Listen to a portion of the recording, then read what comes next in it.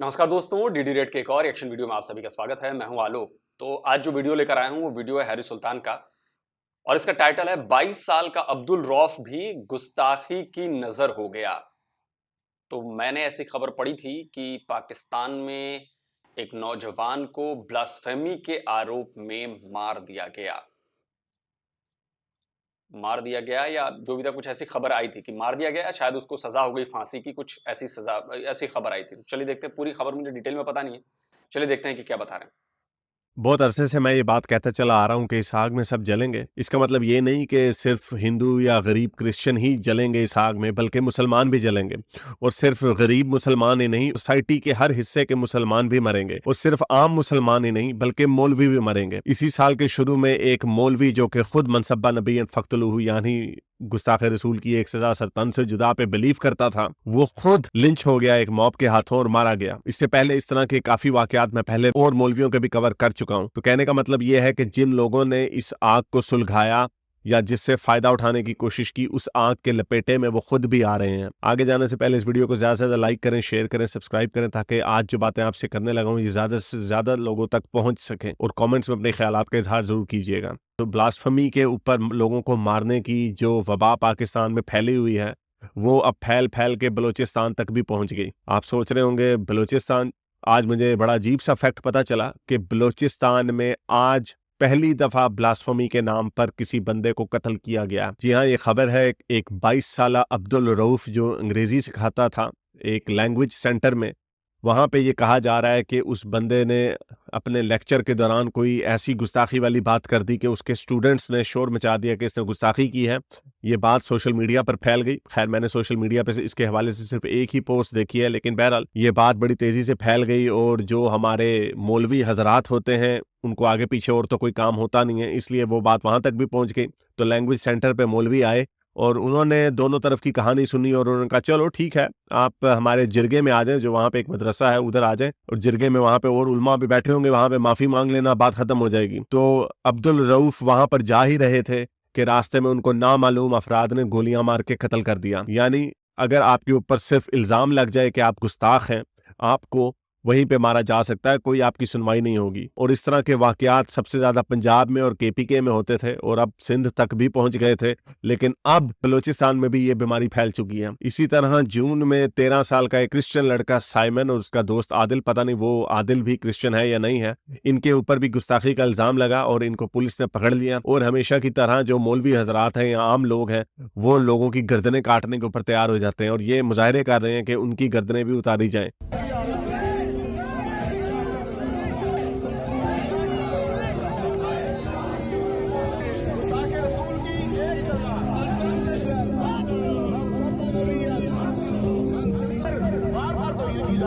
साहबे किराम की तौहीन की जा रही है, अहले बैत की तौहीन की जा रही है। ये क्या कर रहे हैं? हमारा मुतालबा है।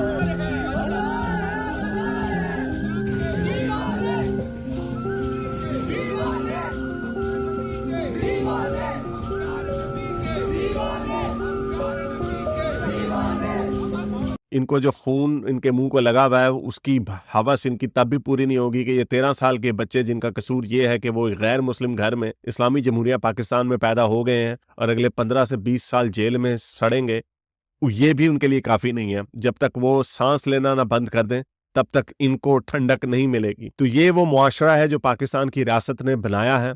इसकी थोड़ी सी हिस्ट्री बताना आपके लिए जरूरी है और ये बात मैं अक्सर कर चुका हूं।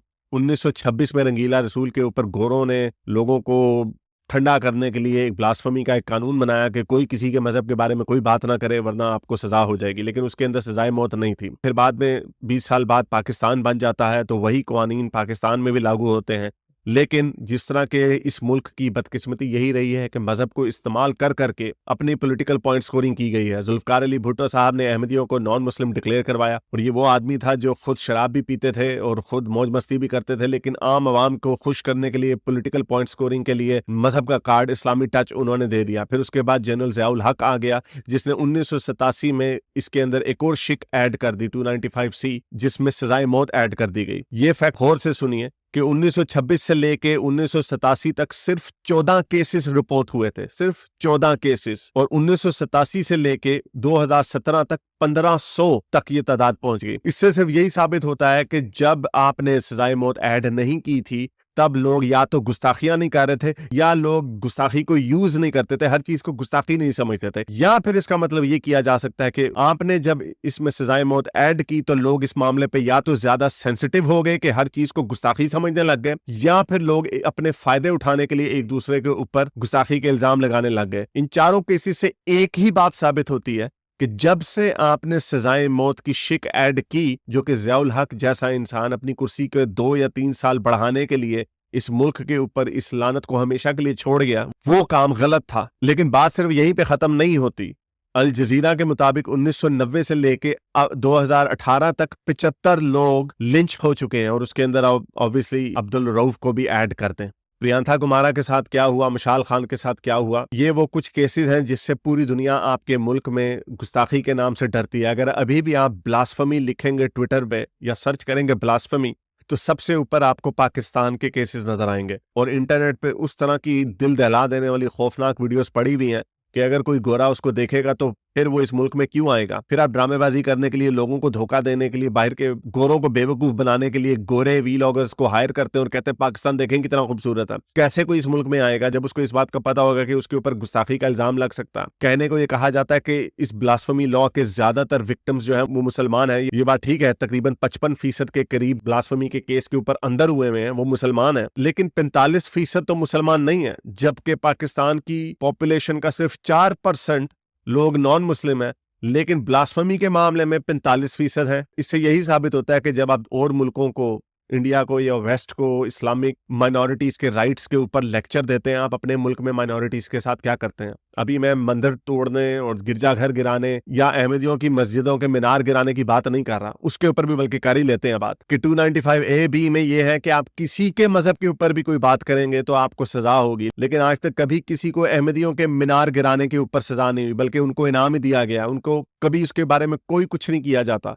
क्या ये उनकी मजहब की इबादत गाहें नहीं है जिनको आप बड़े मजे से तोड़ के चले जाते हैं? जब स्वीडन या डेनमार्क में जब कोई कुरान शरीफ को जला देता है तब तो आपको बड़ी आग लगती है, तब तो आप लोगों को उधर भी नहीं जीने देते, इधर भी नहीं जीने देते। तो कहने का मतलब यही है कि जब से सजाए मौत की शिक को ब्लास्फेमी लॉ के अंदर डाला गया, तब से इस अवाम का जो दिमाग है ब्लास्फेमी को लेके और खराब हो गया। लेकिन ये ऐसा सांप है जो अपने आप को ही काटे जा रहा है, और मैं तो सिर्फ यही कह सकता हूं कि इस आग में सब जलेंगे, मुसलमान भी जलेंगे, मौलवी भी जलेंगे, गरीब लोग भी जलेंगे और अमीर लोग भी जलेंगे।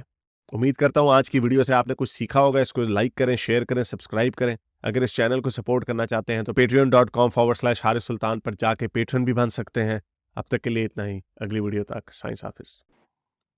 तो दोस्तों, वीडियो जो है वो देख लिया आपने, और इससे आपको अंदाजा हो गया होगा कि एक छोटा सा फैसला कितना बड़ा इम्पैक्ट ला सकता है, अच्छा या बुरा।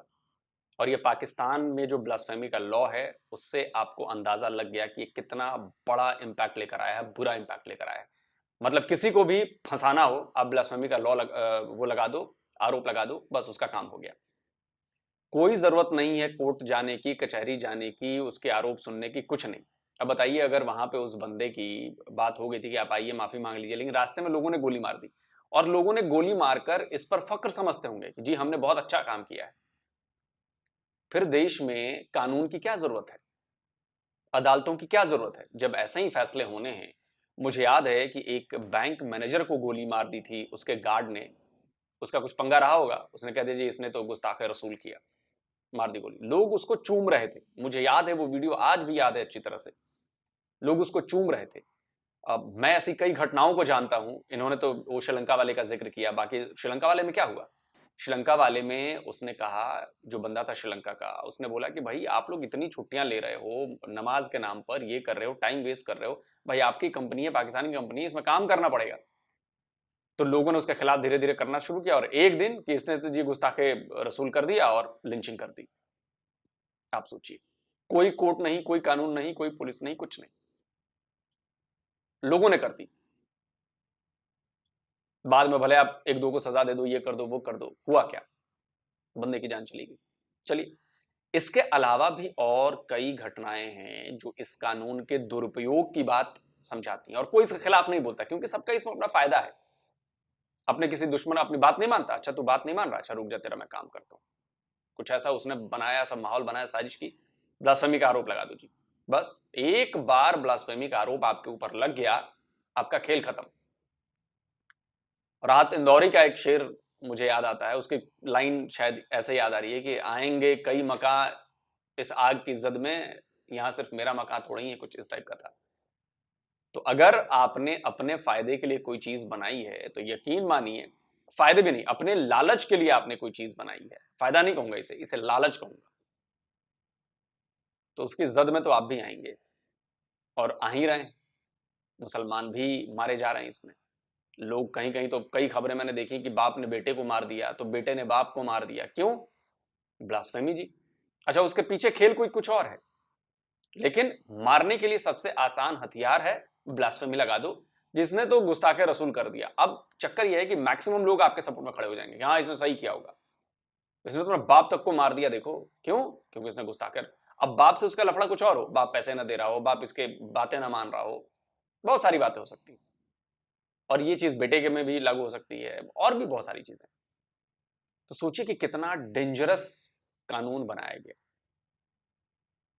और ये वही पाकिस्तान है, बात हरीश भाई बिल्कुल सही कह रहे थे कि ये वही पाकिस्तान है जो दूसरों को माइनॉरिटी के राइट्स पर लेक्चर देता है, लेकिन अपने यहां नहीं दिखता। सोचिए वो डेटा कितना हैरान करने वाला है कि आपके यहां माइनॉरिटी सिर्फ 4% के अराउंड है, 3 से 4% है, लेकिन ब्लास्फेमी के केस में 45%। आप ये देख रहे हो रेशियो? तो इससे आपको समझ में आ जाना चाहिए कि मुद्दा क्या है। तो चलिए जल्दी मिलता हूं, कमेंट में आप लोग जरूर बात करें, जल्दी मिलता हूं एक और नए वीडियो से। नमस्कार, जय हिंद।